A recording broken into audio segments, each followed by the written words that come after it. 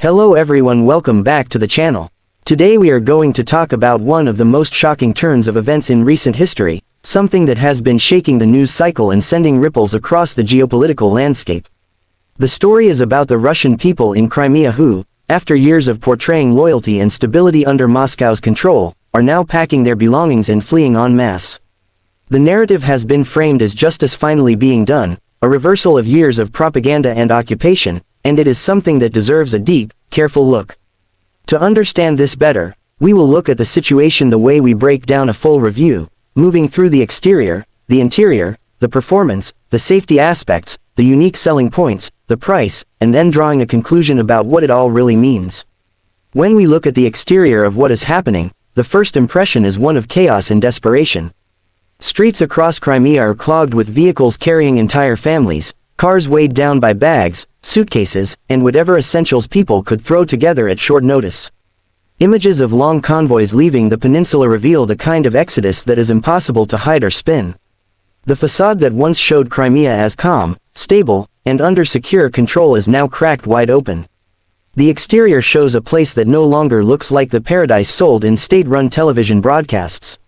Instead, it resembles a place of fear, where people are visibly running away from promises that were never fulfilled. That exterior impression, like the first look at a car with dents and rust, tells us immediately that the situation is far from ideal. Inside, the atmosphere is suffocating. Families whisper anxiously as they decide whether to leave or stay behind, often splitting between generations.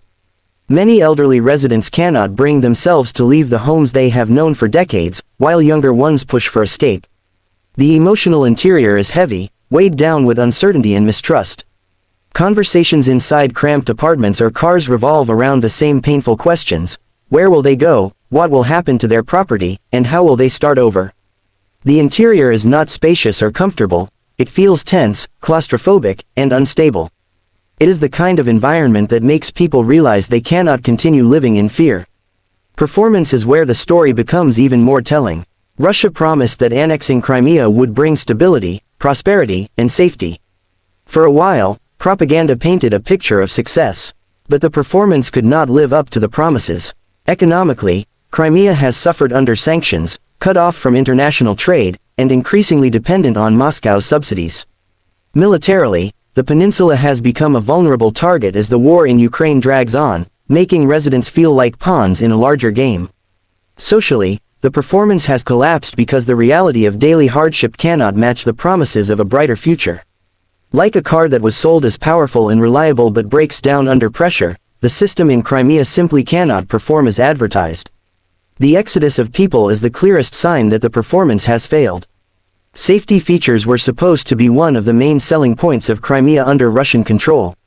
People were told they would be protected, secured, and shielded from instability. Instead, the very safety features they trusted have malfunctioned. There is no real guarantee of protection when air raid sirens sound, when infrastructure collapses under strain, and when the threat of escalation grows every day. Crimean residents expected safety, but what they got was vulnerability. The illusion of protection is now shattered, and many are realizing that the only way to find real safety is to leave. This is like discovering that the airbags in your car do not work when you need them most. By the time you realize it, it is already too late. The unique selling point of this whole situation lies in its symbolism. What makes the current events stand out is not just that people are leaving, but who is leaving and why. These are the very same citizens who once trusted Moscow's vision, who celebrated annexation, or at least stayed silent in the face of it. Their departure is not only a personal choice but also a political statement. Every car that leaves Crimea is a moving symbol of disillusionment. This mass flight tells the world that no matter how much power a government claims to have, it cannot force loyalty when people themselves no longer believe in the project. The unique feature here is that the so-called loyal population is now delivering the ultimate rejection, not through protests or slogans, but through their absence. The price of all of this is staggering. Families are abandoning homes, possessions, and businesses built over decades. They are paying the human cost of uprooting their lives, facing the unknown in new places, and carrying the trauma of leaving everything behind. On a larger scale, Russia is paying a heavy political price, as the world sees the cracks in its narrative. Economically, the Kremlin is bleeding resources to maintain a grip on Crimea, while at the same time facing international isolation. The symbolic cost is perhaps the highest. The image of control, stability, and strength is being dismantled by the very people who were supposed to legitimize it. The price tag of this failed project is higher than anyone expected, and it continues to grow with every family that leaves. Putting it all together, we see a complete picture that mirrors a detailed review. The exterior looks chaotic, the interior feels suffocating, the performance is collapsing, the safety features have failed, the unique selling point is the symbolic rejection, and the price is being paid at every level, by individuals, by the region, and by Russia itself. Justice, in this sense, is not about courts or formal verdicts. It is about reality catching up with propaganda, about people reclaiming their dignity by refusing to remain in an unsafe, unstable environment. The exodus from Crimea is more than just migration, it is a loud, undeniable statement that promises of security and prosperity cannot mask failure forever. As we wrap up, it is clear that this is not just another story about people moving from one place to another. This is about the collapse of a narrative that was built and sold for years, and now it is unraveling before the world's eyes. The lesson here is powerful. Control without trust is temporary, and promises without delivery are doomed to fail.